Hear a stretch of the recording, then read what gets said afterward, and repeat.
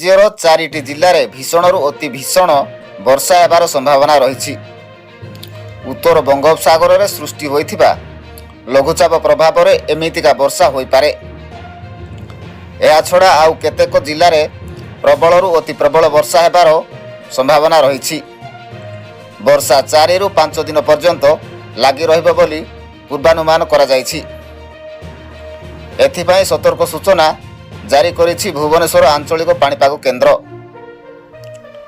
भुवनेश्वर आंचलिक पाणीपाग केन्द्र जारी करिथिबा बुलेटिन अनुसार आगामी 24 घंटा भितर कलाहांडी, नवरंगपुर, कोरापुट और मालकानगिरी जिले में प्रबलरू अति भीषण वर्षा हेबार संभावना रही।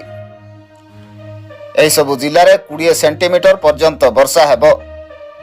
एथिपाई रेड वार्निंग जारी करा जायछि। सेहीपरि नुआपड़ा, बलांगीर, कंधमाल, बैद, रायगड़ा, गंजाम और गजपति जिले में 1 ରୁ 2ଟି स्थान में प्रबल अति प्रबल वर्षा हेबार संभावना रही। एही सबु जिले में 12 ରୁ 20 सेंटीमीटर पर्यंत वर्षा हेब। एथिपाई ऑरेंज वार्निंग जारी करा जायछि।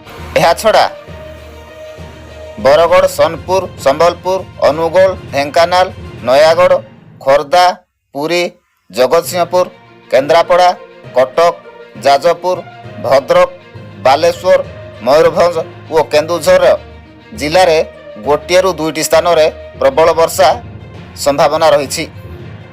एही सबु जिले में 7 ରୁ 11 सेंटीमीटर पर्यंत वर्षा हेब। एथिपाई येलो वार्निंग जारी करा जायछि। आसंता काली शनिवार बलांगीर, नुआपड़ा, कलाहांडी, कंधमाल और बैद जिले में 1 ରୁ 2ଟି स्थान में प्रबलरू अति प्रबल वर्षा संभावना रही। एही सबु जिले में 12 ରୁ 20 सेंटीमीटर पर्यंत वर्षा हेब। एथिपाई ऑरेंज वार्निंग जारी करा जायछि।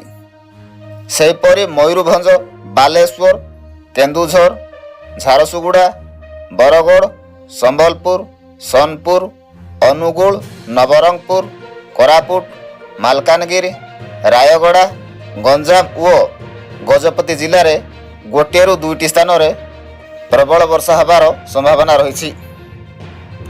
एही सबु जिले में 7 ରୁ 11 सेंटीमीटर पर्यंत वर्षा हेब। एथिपाई येलो वार्निंग जारी करा जायछि।